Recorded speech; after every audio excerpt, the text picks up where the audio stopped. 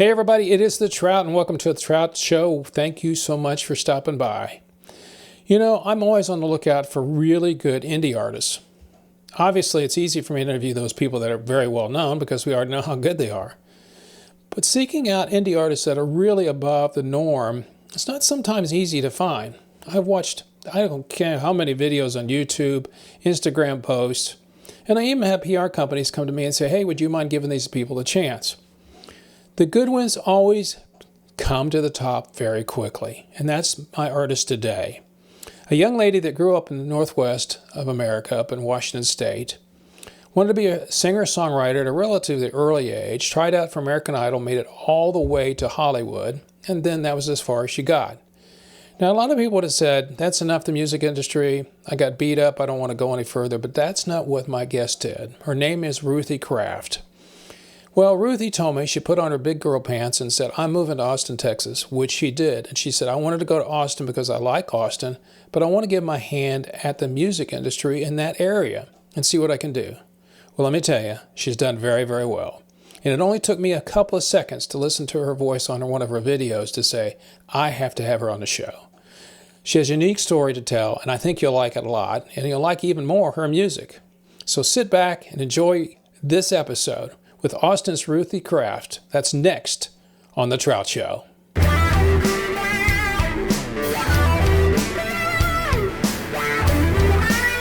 When did you start deciding that you were singing? And you mentioned earlier, you maybe started a little early, but when did you realize that you thought, I think music is kind of the thing that I want to do?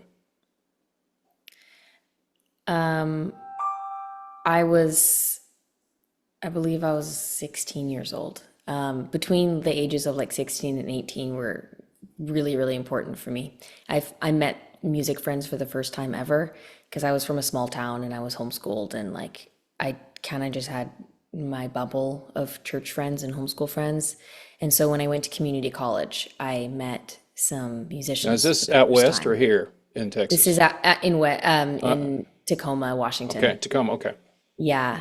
And I made friends with these guys, and they were just jamming outside at the library at the community college. And I was like, can I sing with you guys?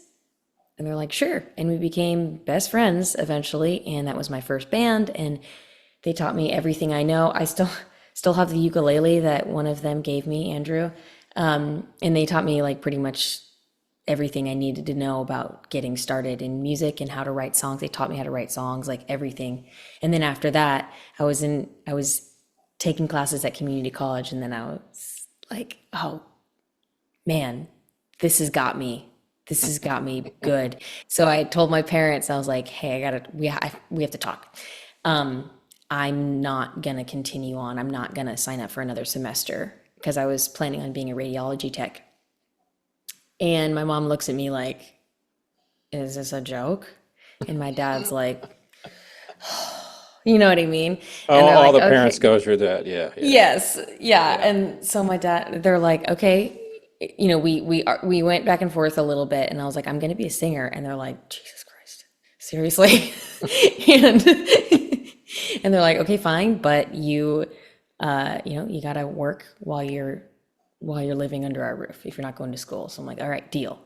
So, and then I've been chasing it ever since. I don't know what the heck I was doing. I was just doing like open mics and like writing really stupid songs on my But that's how ukulele. you get started. That's how I got I started. mean, that's Yeah. how you can't, it's like anybody, any skill takes a while to develop. But I You have to think be part of so it, bad before you're good. that's true. Yeah. But also you have to be given, I say this, you have to be given a talent. Yeah. I think anybody can learn how to write a song. It's how to write a song that is good, or, and making sure that it's something that you're comfortable with. And also the fact is, and you know this already because you put out several things already, you get better every time you do it. Yeah. And, you started, okay, so you're out in Washington State, but then you guys moved. I guess your parents moved, or somebody moved to Austin, or you moved to, how did you end up in Texas? I moved to Austin alone. Ah, I okay. didn't know anybody here. I just had been here once before during a road trip in 2018, and I was like, this place is dope. I think one day, maybe, it was as a pipe dream, maybe I'll live here. And when the pandemic happened in Seattle, it was really rough and it was very, very locked down. And all of my gigs were being canceled and postponed. And I kind of just didn't have a life anymore. And I was like, all right, well, it's been like a year, more than a year. I think I need to do something else now. And I heard that Austin was pretty open and the people were playing shows down here. So all I wanted to do was just play shows. And I was like, well, Austin is live music capital. Everybody's playing shows down here. I had considered going to LA or Nashville, but LA was more locked down than Seattle, and Nashville, it rains too much and I was trying to escape the rain. So Austin it was. I always just kind of had a special place in my heart for this city. And I'm sure glad I came, because I hit the ground running, and it was like the community was so welcoming to me, and I made friends We're really Texans. quickly. What are you gonna do? We're I Texans. know, it's just freaking awesome. I hadn't been to Texas until 2018, and I was just like, yo, this place is crazy. Everybody's so nice and different. It's a different culture. It's not Yeah. like the South, it's Texas. It's different than the other South. Because I lived in North Carolina for 2 years. Yeah, that's It's a South. totally different vibe. Yeah, that's Yeah. different. That's South. Yeah. Yeah. Anyway, I Well, love it. and you've I love proved being a Texan. the thing I say to people all the time is people that succeed always take a chance somewhere along the line. And it's not, and I say it's not like getting in your car driving 160 miles an hour. It's something that you do that's completely different. In other words, Mom, Dad, love you, I'm leaving. Where are you going? I'm going to Austin. And here's the conversation I hear it. Well, what are you going to do when you get there? I don't know. I'll find something. How did you know? That's exactly what it sounded like. I don't know, man. I'll figure it out. Oh, come on. Stay here. We'll promise you something that will make it worthwhile. And you're like, no, I gotta go. Yeah. And then you go, and here you are, in a budding career. I just finished up, it went up yesterday, of a performer that lived in New York State that has a degree in upright bass. And he decided to move all places. He moved to Hawaii. And I Random. said, why did you move to Hawaii? And he says, it's going to sound childish, but I always want to live on an island. Oh, He I was love that. there, and I'm sure the same conversation. He was doing well in New York, upper state, had people and friends in New York City, had a band, doing well. And I'm sure people said, what are you doing? Same conversation you had. People are like, well, and your friends are like, why are you moving to Austin? We're going to miss you. Yeah, well, I got a life to go. I'm sorry, I love you, but I got to go. Yeah. He was there 1 week when he got his first gig. Me too. I got There my you go. first gig at one of the So tell me about it. little clubs down here. So how did that happen? I went. That's so funny. I went to a jam, an open jam down on 6th Street, and met some people. I don't know. I guess somebody met me, and I hadn't remembered even meeting this person there. They saw me sing, followed me on Instagram, and then hit me up, and they're like, "Hey, we had a band drop out at Swan Dive. Do you want to fill the bill?" And I ended up headlining that show, essentially. And I had just gotten to Austin, and I was like, yeah, let me just throw together my band real quick. And thankfully, Austin is full of a lot of very professional musicians, so it went well. Yep. But yeah, anyway, that person ended up being my friend. He's still my friend now. But it's just, I don't know, just getting out there. Like, I made the conscious decision. I wasn't going to go to Austin and then just twiddle my thumbs in my apartment and then just go to work every day as a dental assistant and come home and watch Netflix. Like, there's no point. If I'm in Austin, I'm freaking hitting the ground running. I'm going to every open mic and jam I could.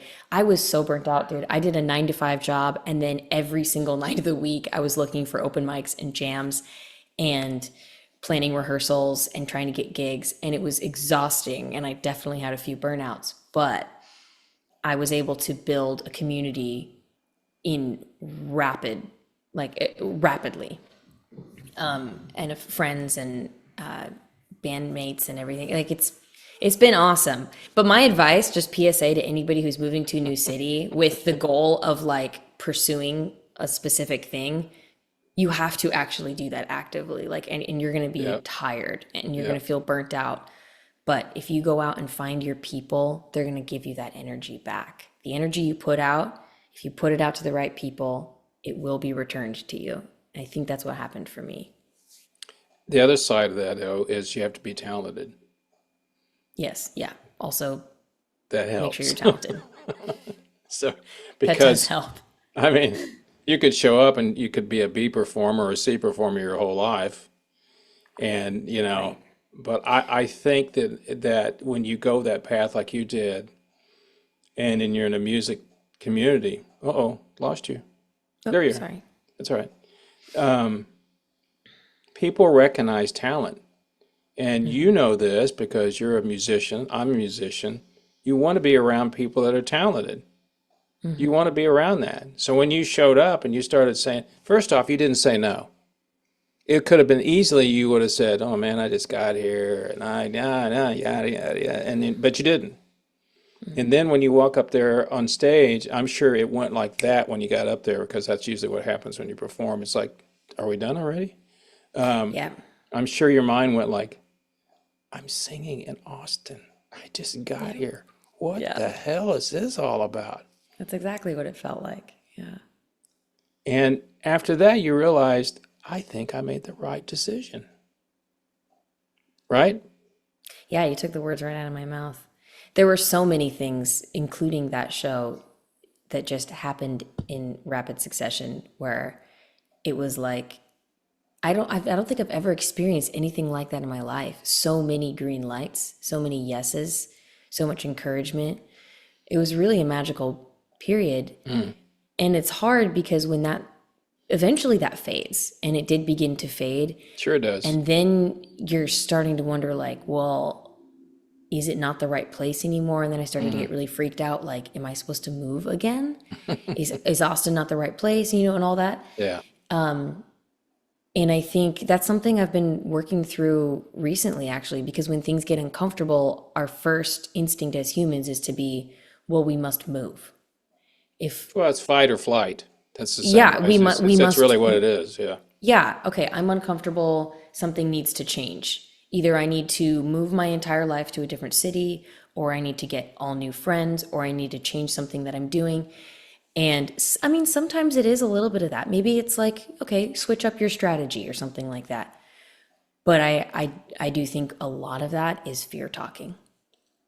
And that's something I have to deal with constantly. Like, oh, what if you have FOMO. Like, I could be missing out on so much in LA or Nashville or blah, blah, blah. But then I forget to look around at my life here. My life is going pretty well here, Yeah. And my career is like, it has legs now, finally, for the first time ever. And if I were to leave all that behind right now, I think that would be a Well, you'd be fear-based starting again decision. in another city. You'd be doing the Yeah, same thing. In a year right, from that, you'd be going like, "Do I need to move again?" No. I think that right.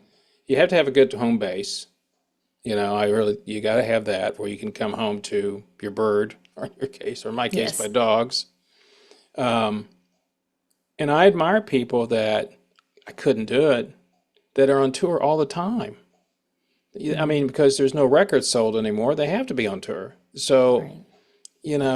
and I interviewed a guy, I was just talking to my friend when you jumped on here, and he said, "Was this a phone interview?" And I go, "I've only done one phone interview. They're always on Zoom." And I said, it was a performer, had been in a band that's been popular for 50 years. And they were doing a gig here. He's 78 years old. And I said, "Why do you keep doing this?" He goes, "I get to play with some of the greatest people in the world every night." It was like talking to a little kid. So, one thing I wish, Ruthie, that people could feel is that we feel when we perform. When that night you're performing and it seems like you're all in sync, it's like this giant thing is connected to all of you, and you think something and everybody else goes, "I know what you're going to do." And then the audience goes crazy because they love what you do, and you're like standing up there going, "Oh, now I know why I'm doing it." Only you as a performer know what that feels like, and your bandmates, they know what it feels like. And it's one of the coolest things in the world if you get the privilege of having that happen to you. And I would bet you that's happened to you more than once. every time I play. Yeah, and that's why I do this. And no matter what happens in the future, if I never get to play arenas, it's funny, as you were talking, I was not picturing the biggest stage I've ever played on. I was picturing a gig that I played last week at this small local bar that we've played at a bunch of times. But we were in sync. It was me and my guys on stage in sync and experiencing something. The audience thinks they're having fun. Guarantee we're having way more fun. Like just to be, our brain waves are moving in the same frequency and everything. It's kind of weird, isn't it, in a way? It's really cool, but that's also, like, I've heard the science behind it. Like the brain waves actually sync up when instrumentalists play together on stage. But anyways, yeah, it kind of made me emotional hearing you talk about it, because it's like, yeah, damn, that is why I do this. I don't do this so that I can be a social media influencer. You know what I mean? I don't do this to try to get famous or popular. I do it because that feeling is unmatched. Nothing feels like that. And how I do when I perform. And I think the other thing too is, I just heard another band I interviewed last week. There's 7 members of the band. And I said, why do people like listening to you? He says, we're having a good time up there. Yeah. And if people think People we're can having tell. a good time, they can tell. Audiences know that. They know it. And as I told young players that I've interviewed, I said, remember this, when you walk on stage, they want to like you. They don't go like, oh, I think she's going to suck. They go, oh man, I hope she's good. I mean, and then it's your job to make sure that they do continue to like you. Yeah. So when you started, and then now you're doing this, when did you decide, and I noticed that some of your videos are about a year or so ago, when did you start going to studio and start doing recording and then maybe doing a couple of videos for your songs? I released my first song in 2018, after I was on American Idol. I hadn't released any music yet when I was Okay, on the let's show. stop right there because I saw that. Where were you on American Idol? When were you on American Idol? It was 2018. I think my song or my episode aired in like early 2019. Who was the judges then? Katy Perry, Luke Bryan, and Lionel Richie. Oh, so they were still there. I mean, they were there. That was when they first started. Yeah, I think that was like their second season on there. And where did you go before did you audition? The initial audition was in Seattle where I lived, but the judge auditions where I actually got to meet them was in Coeur d'Alene, Idaho, of all places. That's a weird place to go. Yeah. Yeah, it was kind of random. It was on a houseboat. It was really sick, actually. It was beautiful. So, and then we went to Hollywood for Hollywood Week. So What did it you was- learn from that experience? I learned a lot of things, and I've been trying to distill it down over the last several years. I would say one of the most valuable things I learned was I was shown the difference between artists and performers and singers. So there were a lot of singers and there were a lot of performers and there were a lot of songwriters. But when Right. somebody was like all three, they were an artist. And I realized my shortcoming over that week, and I realized I am not a songwriter. I really was not a songwriter yet. Not Yeah. a good songwriter. I would not call myself a songwriter. And I wasn't even really, I hadn't stepped into my performance mode yet, but I knew I was a singer and I knew I was a good singer. So after I got cut from American Idol and I was done. How far did you go? I got to the end of Hollywood Week. So I got through, or I performed for all So you were in three the top, rounds you of- didn't make it to the top 25. No, I didn't make it to the live show. But you And went through all that other crap they went through and you got the end of the Hollywood Week. Yeah, Wow. and honestly, I'm really grateful that I didn't, because I was 22 and very much not ready for any of that, even though I thought I was. So I came home from American Idol and, wiped the tears from my face, and put my big girl pants on and said, all right, well, I'm going to write some songs now. So I found somebody to write a song with me, and that produced a much better result than me writing a song alone. And I started releasing music, started getting songs produced. And, you know, it's hard. I was 22 and I was like a server. So songs are really expensive, Yes, they really are. expensive to make. Yes. I'm paying like, you know, $3,000 a song. Like And you're a server. It's And you're like, expensive. it's all your money's going to that. Yeah. Well, but yeah, back then it was maybe a couple $1,000s, but still, Yeah, it's still. like, Yeah. so I did my best, but yeah, that's something I learned. I learned how to be a songwriter and like a real artist, because I was so inspired by some of the people on that show that I'm still buddies with to this day. And I also learned that my mind is capable more than my body. People like gym bros will have this mantra where they're like, your body quits, or no, your mind quits before your body does. Like, just push through. And like, cool, I get it. And that's a good mantra in the gym when you're trying to get Yeah. swole and Yeah. stuff. Yeah. But what I realize about my brain is actually when I want something so badly, my body will quit before my mind, and it'll fall hard. So I got extremely sick in Hollywood Week. And you'd never know it watching the video because I was trying to hide it because I was like, they can't see my weakness, which was a total mistake because it's a reality show. I should have been like, It's a reality hey, show. Yeah. I'm dying over here. Yeah. But doesn't matter. Too little, too late. Yeah. And I was really, really sick, and my body was telling me stop because I didn't get, like, I got 10 hours of sleep over 6 days. Well, and then total. think about it. You go all that way, you come all the way, you go through the first, and you get to go to Hollywood. Then you get sick. Yeah. And you're like, what did I do to deserve this? Oh, everybody was sick. We were like, it was a petri dish in there. Everybody was sick, most people. And but you know what the thing is? My body was like collapsing. I was so hungry. I couldn't keep food in. It was just, I probably had COVID before we knew it was COVID. Yeah, Honestly, it was in the aches and pains. It was just unlike anything I've ever experienced in my whole life, except for COVID. But the miracle is I didn't lose my voice. My voice was Because I've clear. seen them on there. We still watch, my wife and I watch it all the time. Yeah. And people come on there and they come out and they go, how you doing? Yeah. No, my voice was. And it's was, like, well, we love you, but you're gone, you know, because Yeah. it's like, it's a TV show, folks. We can't wait. Yeah. Yeah, it was clear as a bell, because this is a challenge for me, but I didn't talk very much during Hollywood Week because I saw these other people. I looked around and I was like, you guys are talking really loud because they're just all really excited and they're over like, they're forming little groups and singing Disney songs together. And I'm like, you're going to lose your voices. But anyways, Yeah. none of And my that's business. what happens. I mean, we've all been there where you do a late night gig and you do too much and then you get up the next morning and you're like, you know. And it's the talking. Talking is the thing that ruins your voice more than anything. I could sing and sing and sing and sing and be fine.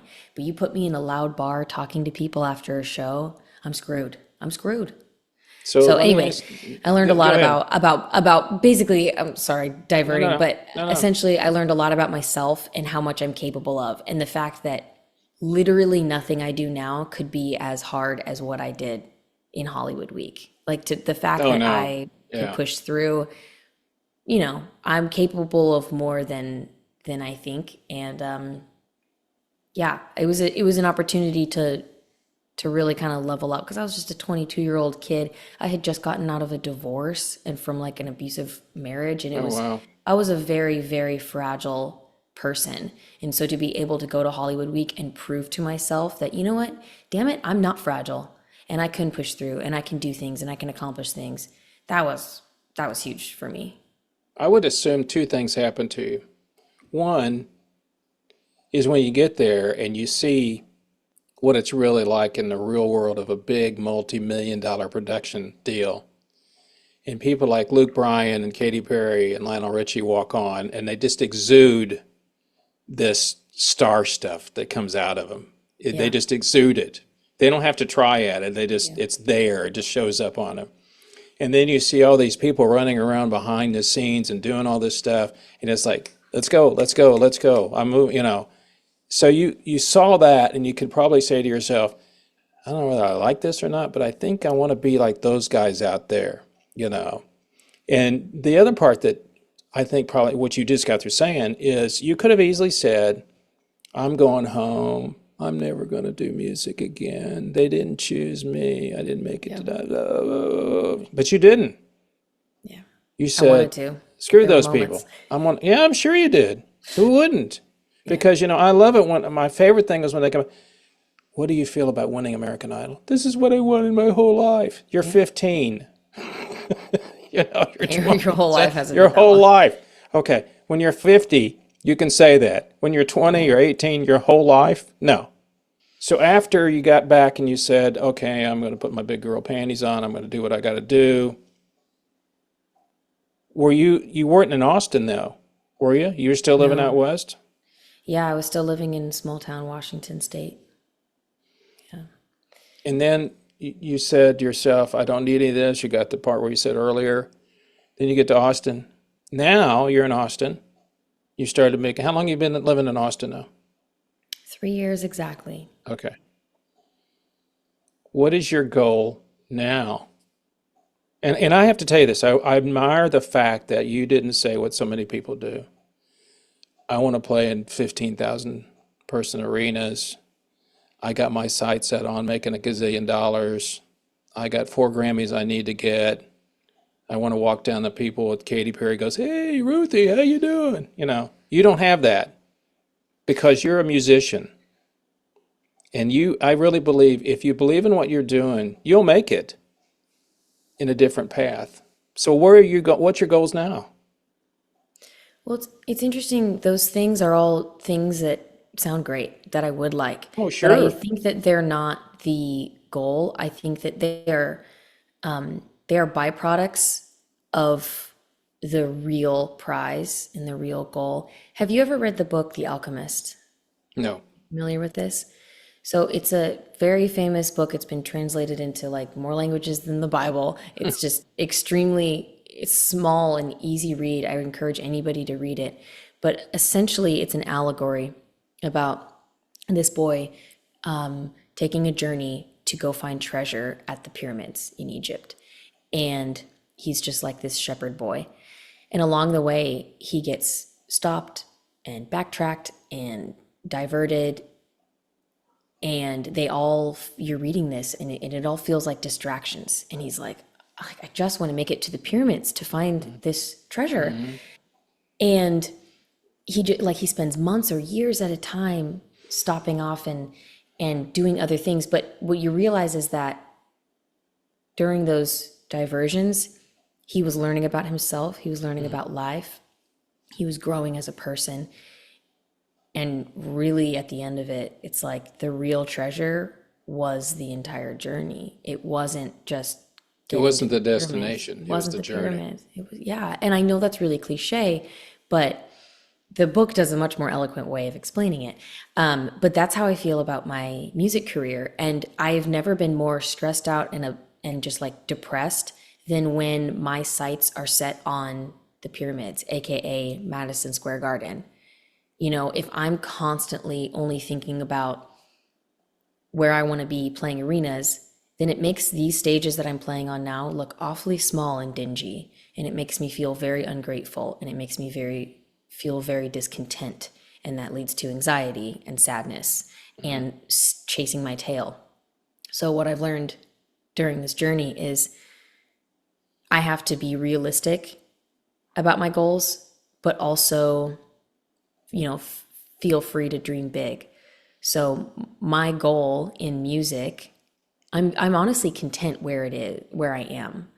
But I would like to go further. I'm very ambitious. And so yes, I would like to play arenas because the feeling that I get inside when I'm sharing my music with a lot of people on a big stage where I have plenty of room to move around and interact with my band, that's an ethereal, magical feeling.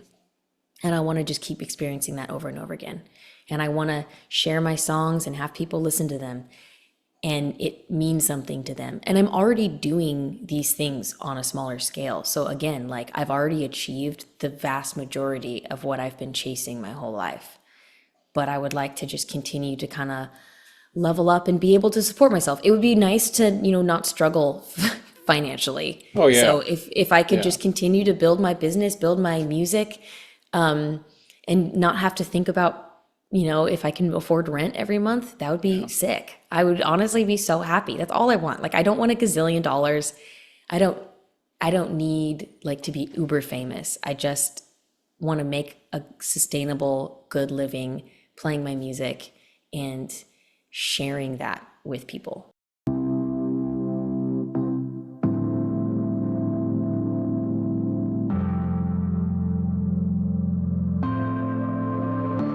Isn't she lovely? Isn't she sweet? Is she somebody or is she just your treat? Isn't she lovely? Oh, isn't she? You like how she's singing, you laugh at her jokes, almost like you had seen all this before. Isn't she lovely? Oh, isn't she? I'm remembering it all too well, how it felt when you told me the same things. I don't know, I wanted someone else, different girl who looked a lot like me. Like a little kid looking around in a candy store, picking your favorite till it's not your favorite anymore. Never making up your mind, wasting everybody's time. You're a little kid running around in a candy store, getting yours just before you leave. You're coming back for more, take whatever you can find, leaving all the shit behind. You're a little kid just running around, running around. You're a little kid just running. You're a little kid just running around, running around. You're a little kid just running. Wasn't I lovely? Wasn't I sweet? Was I an ending or was I the means? You only want her, 'cause you can't have me. I'm remembering it all too well, how it felt when you told me the same things. I don't know, I wanted someone else, different girl who looked a lot like me. Like a little kid looking around in a candy store, picking your favorite till it's not your favorite anymore. Never making up your mind, and wasting everybody's time. You're a little kid running around in a candy store, getting yours just before you leave. You're coming back for more, take whatever you can find, and leaving all the shit behind. You're a little kid just running around, running around. You're a little kid just running. You're a little kid just running around, running around. You're a little kid just running.